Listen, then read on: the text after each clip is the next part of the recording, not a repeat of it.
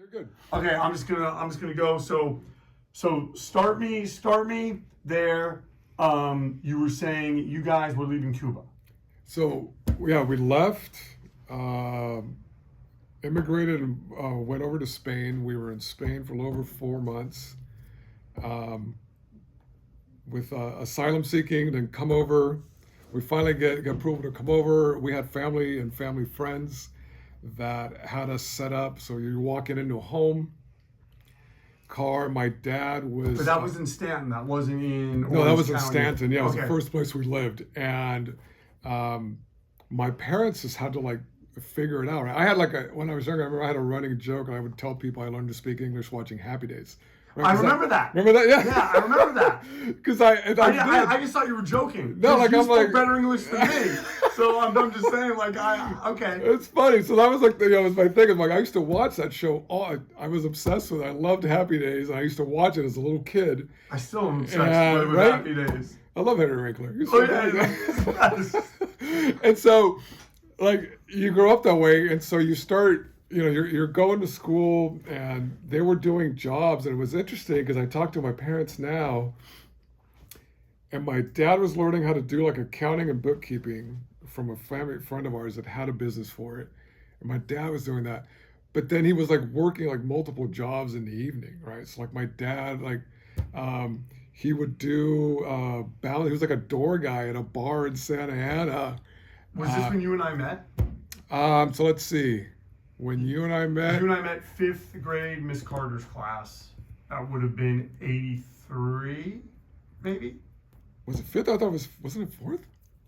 We knew each other. We knew each other in 4th, right? Because I was in Miss McPhee's class. Yeah, I was in Cowan. And so that's how we knew each other, yes. Yeah. So we met in 4th, and then we were together. We started hanging out because we were in the same room. Exactly. And I think we were at the same table, which was their mistake because we weren't going to stop talking. We weren't going to stop talking. What's funny is, so around that time he was doing that, and as a matter of fact,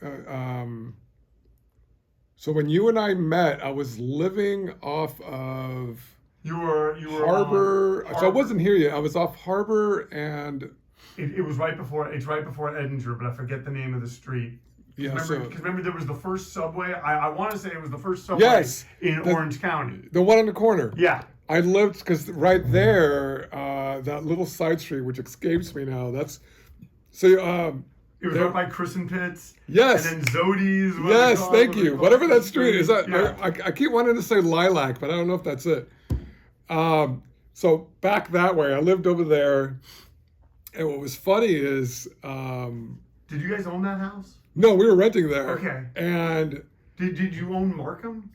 Yes. Okay. So what was funny... I think about... No, I think that we did. We were renting at Markham, but we were there a really long time. And did you know Albert, because you moved to the Markham house? Yes. Did you know Albert before you moved into that house? No, Albert and I met when I moved in 6th grade. Okay. But you and I already were friends. We knew each other. I was living at the other house with my parents. So the same family of friends of ours, we used their address so that I could go to Northcat because my dad didn't want me to go to elementary school over there. Right. That would have been New Hope.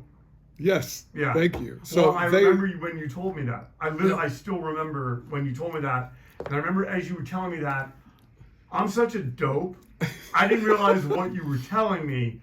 And as you were telling me that, a kid walked by and I said, do you realize what he just told me? He's telling me he lives here. And then we kind of stopped talking about it. And then later that night, I want to say I was talking with my mom. And we were talking about what happened in school. I said, oh yeah. And by the way, is it German or Herman? All these years I've called you German. Everybody calls me German. But it's Herman, right? In Spanish it's Herman, yeah. So if people speak Spanish, they call me Herman. I've been going by German. But all these years I've called you German. Everybody calls me that. But do you realize? But I tell people my name is German. But okay, so how this all ties into because you're a character. I based a character on you in 85, 86. Right. The character Gerry. And the reason why you're Gerry is because I wanted to honor the name German. Right. But it's not even German that I'm honoring. I'm honoring, it should have been Hank or something, like something with an H that I should have been. That's so funny. No, but it's funny. So I deal with that a lot now. Oh, Like new jobs, people that speak Spanish are like, it's German, right? I'm like, yeah, it's German. German's fine. I go, what does your wife call you? Calls me German. Rachel calls me German, even though she knows how to say it, right? What's funny is, so I've been going by that forever. Okay. Even like, I worked at Home Depot ages ago, right? In Anaheim. And this guy named Greg Hunkel was the store manager, right? And he was like really insistent on pronouncing my name properly. So I told him it's Herman. But he butchered it so bad. Like one day, he got upset with me because he was calling me over the intercom, and I had no idea he was calling me because I was like, "Herman, all right." And he's like, "Hey, I've been looking for you." I'm like, "I didn't." He's like, "I've been calling." I'm like, "Oh, you were saying my name, right?" I totally went over my head. I had no idea. I'm like, "Just call me German. Otherwise, I have no idea what you're saying, right?" And I don't let it doesn't bother me. I've been going by that. I always tell people I've been going by that. Since our family friend, when I went to a private school in Stanton called St. Polycarp. Okay. And I left Cuba in second grade, and because I didn't speak the language, they put me back in first. And when I got here, they went to introduce me to the class. And when she introduced me to the teacher, she translated the name literally how it's spelled, right? It's spelled, and she said German, and it's stuck with me ever since. So I said, even though I know in Spanish it's Herman, I just tell people German, and all the kids are calling me that, and it just stuck with me, and that's what I've always said. What's funny is, it's weird, like I get thrown off if people that don't speak Spanish and then they say Herman, like they're trying, I'm like, it's okay. I'm always telling people, like, don't worry about it. It's German's fine. I'm so used to it, it's not even a thing. But yeah, my dad worked random jobs. So you were living over in the first Orange County house, over by the first, because I believe it was the first Subway in Orange County. I didn't, because I remember I was coming over, and I was like, it was the first time I was coming over, and we were going to go to Subway, and we were going to go to Zodi's, and we were going to go to Danny's Villa Market. Yes. And I love Danny's Villa Market. Dude, I loved it too. It was freaking amazing. I love that place. Well, because I remember, and I was coming over with $5. And so, but somehow that $5 got me a huge sandwich at Subway. I had stuff that I was able to buy at Zodi's and at Danny's Villa Market. Can you believe that? But my question for you is, your parents, they had to say that you lived somewhere because of the way that things are, like. Yeah, so school boundaries. Right, so we used our friend's address that lived in the neighborhood literally right next door to Los, next to the tennis courts. That neighborhood, they lived back in there, so we used their address because their kids were way older. And is that how you ended up moving over there? Because you ended up. We eventually moved over there. But not to that address, or did you move into that house? No. So different. So when I was on Markham, at that point I changed the address because I was already. I was already at Northcutt, so it didn't matter. Right. At that point, I technically should have gone to Monroe. Even being okay. Yeah, which is where Albert and John went. Yep. So and all the kids actually on my street went to Monroe. So people that were later, in school with us, like Marty and Terry Pitts and all these guys, they all went to Monroe. Yeah, because I'll be honest, when we started Fitz, which is 85, 86 movie territory. Those guys started coming around, and I remember thinking, who are these guys? But they were from my neighborhood, yeah. And you had like this combination, like that's where I met. Obviously, I became friends with Albert, and then all of them, and like Octavia lived across the way. You didn't want to go to school with all those guys? I loved where I was. Okay, so you liked Northcutt, and you didn't want to go. Okay, no. He and I, we made friends. We'd hang out after school and stuff, and it was like a year, right? So. Albert, I just remember I was moving in. Albert came over. He was playing swords. He had made like his own little wooden sword thing that he made, and he just started chatting it up with me. And we sat in the back of the truck talking, and we hit it off. We've been friends ever since.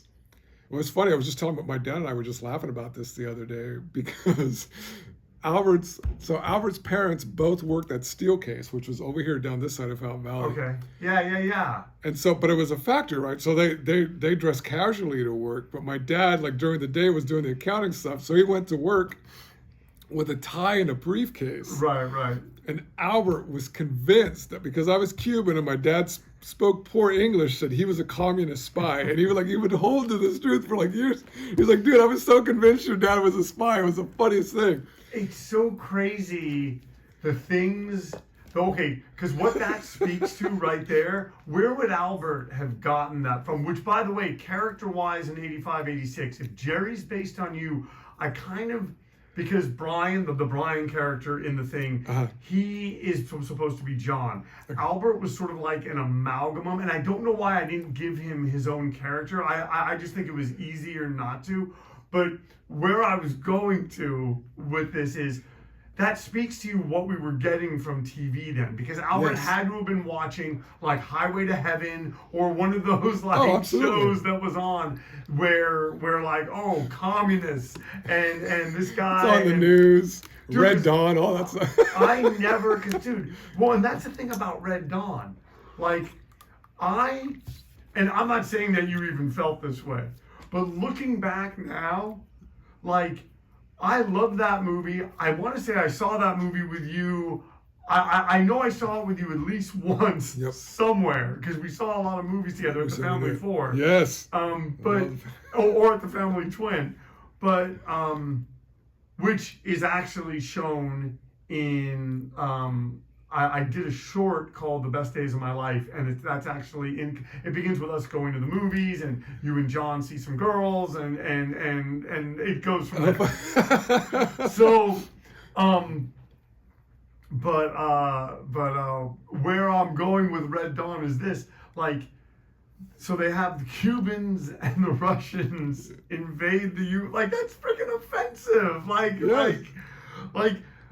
But as a young kid, like, I never thought for like a second. But the thing is, like, had it been Jews, I would have been like, wait a minute, why are they having to, like, it's interesting, our perspectives, like, as we get older, and like, it is, right? And it's interesting because I don't, it's because I have these conversations with my parents, specifically my dad, right? And you talk about now, mind you, they would give you a lot better detail than I would, but just communism in general, and people not knowing and not appreciating what they have here, and kind of cheapening the whole thing, in my opinion, just because we love this country and I love this country, and it's that whole kind of my parents gave up a lot. They didn't want to be in a communist country. They left. You come here, you start from scratch, you're learning a language, right? And then you're doing all these odds and ends, but then the whole point is like your kids, and then your kids, because they're like, people just start succeeding on top of that, right? But someone had to make that leap.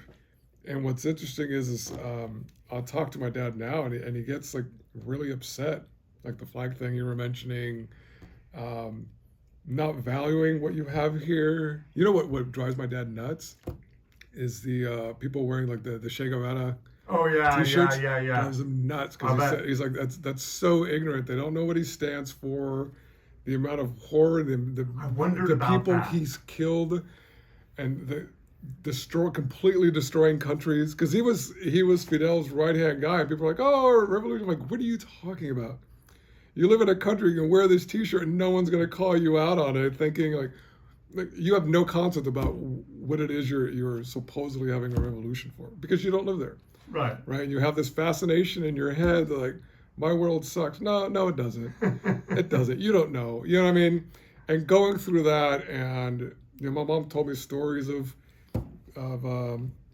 when Castro, him and the troops were hiding in the mountains, building up forces, and then they were trying to storm down and take over the country, and then Batista and the military were trying to prevent it, and they were literally Batista, they were like dragging college-age kids out of their houses because they thought they were with the revolution. People were, like, my mom specifically said that she was at a movie theater with my great-grandfather watching a movie, and a guy walked in, sat down for a little while, put down a brown paper bag, got up and left, and my grandfather grabbed her and said, we're leaving. And minutes later, the place blew up. And it was like that kind of mentality, knowing that kind of stuff, it was going on.